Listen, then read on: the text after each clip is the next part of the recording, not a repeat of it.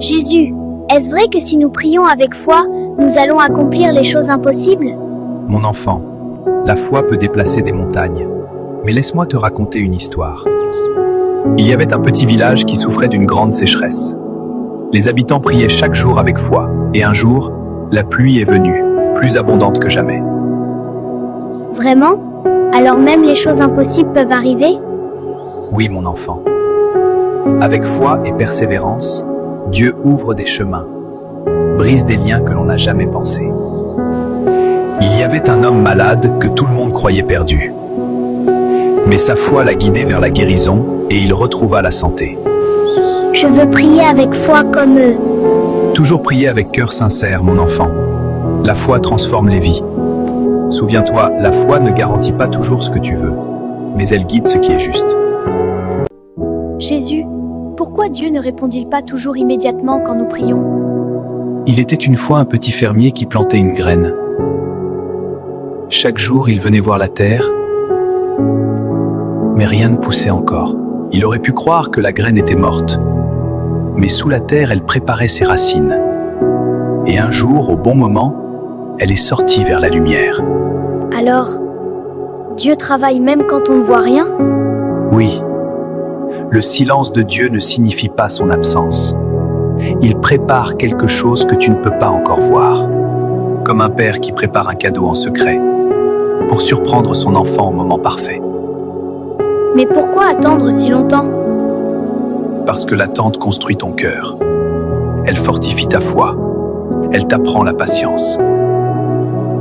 Si je répondais à chaque prière immédiatement, tu chercherais les miracles, mais pas ma présence. Jésus, pourquoi certaines personnes souffrent alors qu'elles sont bonnes? Laisse-moi te raconter une histoire. Un jour, un jardinier planta 2 arbres dans son jardin. L'un grandissait sous le soleil, l'autre devait lutter contre le vent et la pluie. Celui qui souffrait allait-il mourir? Non, ses racines sont devenues plus profondes que l'autre. Alors, la souffrance peut rendre quelqu'un plus fort? Oui. La souffrance peut enseigner ce que le confort ne peut pas apprendre. Elle peut apprendre la compassion, la patience et la foi. Jésus, pourquoi Dieu permet-il les épreuves? Regarde cette petite plante. Elle pousse entre les pierres. Les pierres rendent sa croissance difficile, mais elles rendent aussi ses racines plus fortes. Les épreuves rendent donc les gens plus forts? Souvent, oui, les épreuves peuvent fortifier le cœur. Elles peuvent aussi apprendre la patience et la foi. Mais parfois, les épreuves font très mal. Je sais. Et Dieu voit aussi chaque larme. Mais même dans les moments difficiles, Dieu marche avec toi. Jésus, pourquoi pardonner fait si mal parfois? Parce que le pardon touche les blessures du cœur. Mais laisse-moi te raconter l'histoire d'un homme nommé Joseph. Joseph avait des frères qui étaient jaloux de lui. Ils l'ont vendu et l'ont éloigné de sa famille.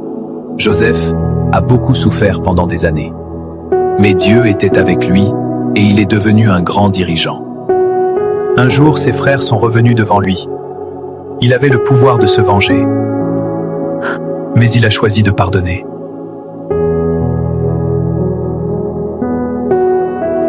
Alors, pardonner rend le cœur plus léger? Oui, mon enfant, parce que le pardon libère le cœur de la haine. Jésus, comment peut-on garder la foi quand tout va mal? Mon petit, je vais te raconter une histoire.